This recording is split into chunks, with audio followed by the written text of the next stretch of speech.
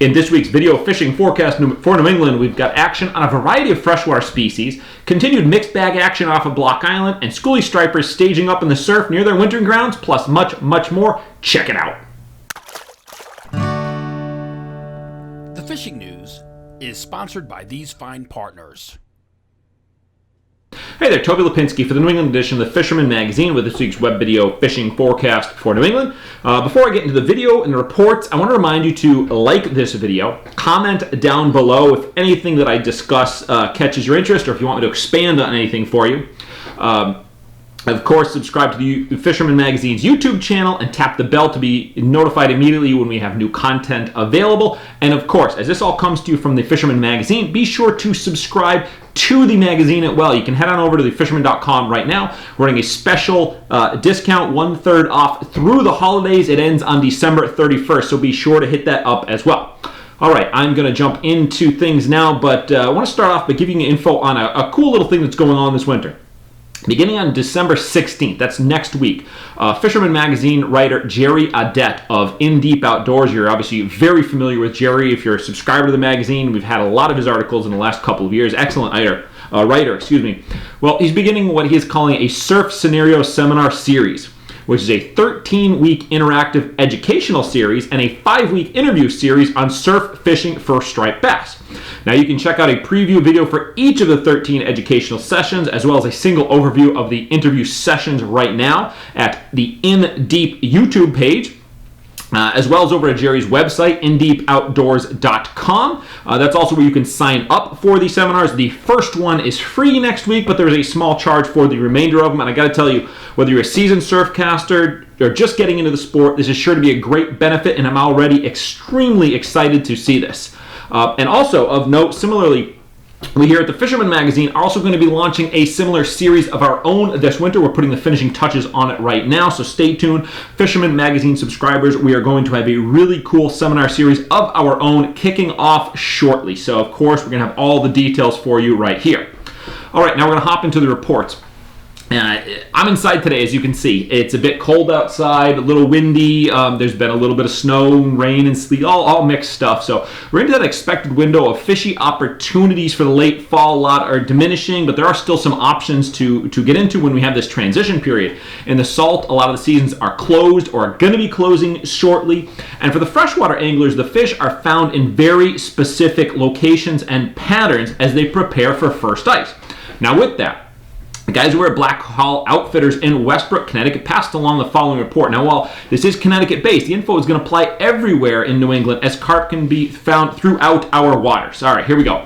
Got word that Joe Jacobowitz reporting carp action is very good as these fish put the feed bag on before the winter. He's been finding action in shallow ponds with very active fish, especially on those sunny days.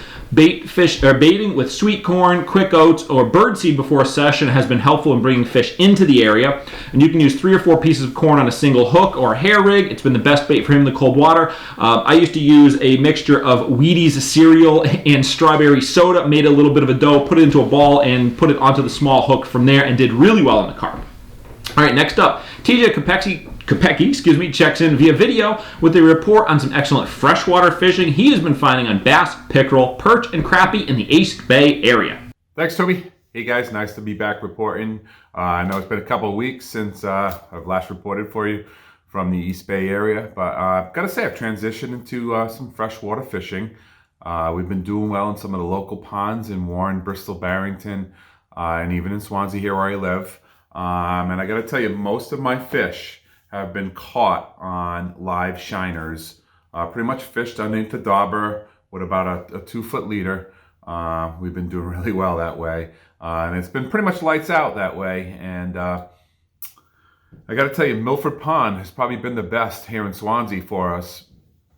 And we've got some really nice bass, up to 1.5 pounds to 2 pounds, which is a good sized bass for this time of year here. Also caught some very large pickerel, white perch and yellow perch, and some really nice crappies, which we've taken a lot of those panfish home and eaten them, and they make great table fare. So if you catch them, hey, bring them home, fillet them up. They make great fish tacos. Other than on the saltwater scene, I pretty much transitioned myself into all freshwater. I've taken a lot of my rods and reels apart right now and started cleaning them up, getting them ready. I've been tying some leaders for the next upcoming season, specifically my fluke leaders, which I hand tie. So a lot of my tatar rigs I hand tie, and pretty much getting all my tackle and everything else that I use for the saltwater, all polished up again and ready to go for the next season. And I know it's kind of early, but it does take a little while to get everything all cleaned up, all the reels that I have. Each one I got to take apart, I grease up inside. I pretty much do all that myself.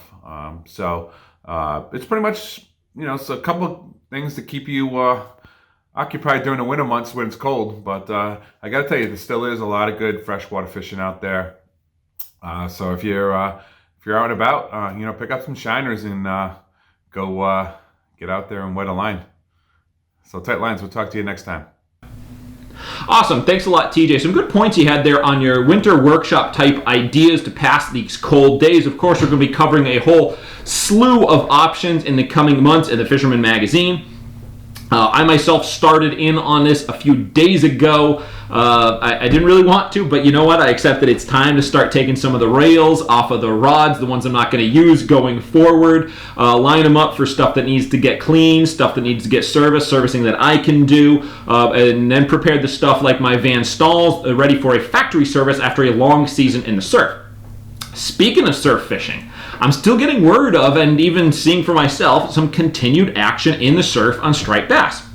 Now, I just talked to Fisherman subscriber Gil Bell this week. He said he's been finding small slop bass along the South County, Rhode Island beaches. He said the numbers were not really high, but he's still finding fish on most trips, making it worth the effort. As we talked, we both agreed that we often give up on the fish before they fully vacate our local waters, and with ocean temps in Rhode Island still in the low 50s and plenty of bait to feed on, there's really no reason for the fish to leave just yet. So if you've got the urge, you want to get out, it's not going to hurt you to take a few casts. And that's just what I did this weekend, because on Saturday morning, I got a text from a buddy of mine that he had seen birds working over bass in that rain and sleet mixture that we had come through. So when I saw things kind of eased up for a little while, my son and I ran down to the beach for an hour and a half and got into a little sleet storm blitz action for ourselves. And all the fish that we got were small, say sub 20-inch fish, but it was steady action again on same stuff that I found the week before. It was throwing single hook offerings like Joe Bag's mini sand eels, bucktail jigs, and the mini guppy pencil popper, both in the standard and the heavyweights. With the pencil popper, I have nothing on the tail, just a flag and a single treble hook on the belly. And as I've mentioned a bunch of times before, when I target small bass like this, which isn't all the time, usually at the end of the season, I make a conscious effort not to run up crazy numbers of fish. I bend down the barbs on all the hooks and use either a single treble hook with tail flags or just inline single hooks whenever possible. Doing this obviously to reduce the damage that might happen to the fish. These are the small fish. All sublegal, no keepers involved, so it is the future of the fishery. So any steps that I can take, any steps that you can take are only going to help us down the road. And then last up, finishing off in the salt, still a good variety of options to be had off of Block Island, and boats like the Francis Fleet, the 7Bs, and the Blackhawk are sailing basically every day the weather allows for it. In the past weeks, I've heard of blackfish, cod, sea bass, pollock, porgies, mega choggies, and much more landed out by the island. So contact your boat of choice today and get in on the fun. All of these guys are taking spots by reservation only. There's no walk-ons allowed still because of all the COVID concerns. So hit up their websites. You can check all that out at thefisherman.com. Go to their reports and directly head over to get your spot reserved this weekend. All right, well, there you have it. Toby Lapinski for the New England edition of the Fisherman magazine, wishing you tight lines if you head out onto the water this weekend.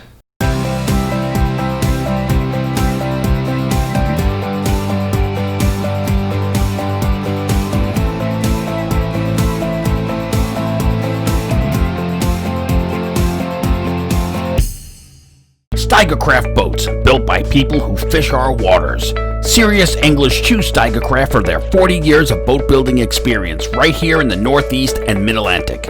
Visit steigercraft.com for a dealer near you.